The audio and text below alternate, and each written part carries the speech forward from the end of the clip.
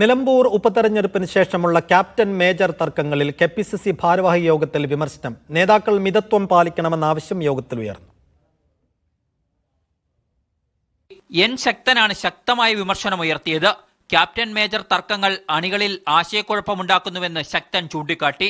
തിരഞ്ഞെടുപ്പ് വിജയത്തിന് ശേഷം നേതാക്കൾ മിതത്വം പാലിക്കേണ്ടതാണ്.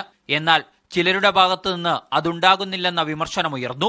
ഇത് സംബന്ധിച്ച ചോദ്യത്തിന് അടഞ്ഞ അധ്യായമെന്നായിരുന്നു മാധ്യമങ്ങളോട് രമേശ് ചെന്നിത്തല നടത്തിയ പ്രതികരണം. ഇന്ന് കെപിസിസി യോഗത്തിലെ ക്യാപ്റ്റൻ മേജർ വിവാദവുമായി ബന്ധപ്പെട്ട് അതെല്ലാം കഴിഞ്ഞ കാര്യങ്ങളാണ്. നിയമസഭാ തെരഞ്ഞെടുപ്പിൽ യൂത്ത് കോൺഗ്രസിന്റേതെന്ന പേരിൽ പട്ടിക പ്രചരിക്കുന്നു. അതിനു പിന്നിൽ ഏത് ശക്തികളാണെന്ന് കണ്ടെത്തണമെന്ന ആവശ്യവും യോഗത്തിൽ ഉയർന്നു.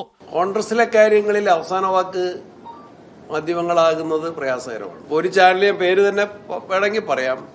ഞങ്ങളെ സ്ഥാനാർത്ഥികളെ അങ്ങ് നിശ്ചയിച്ചു. തദ്ദേശ തെരഞ്ഞെടുപ്പിനായി ഒരുക്കിയ മിഷൻ 2025 പദ്ധതിക്ക് പ്രതീക്ഷിച്ച വേഗതയില്ലെന്ന വിമർശനം ഭാരവാഹി യോഗത്തിൽ ഉണ്ടായി. മീഡിയ 1 തിരുവനന്തപുരം.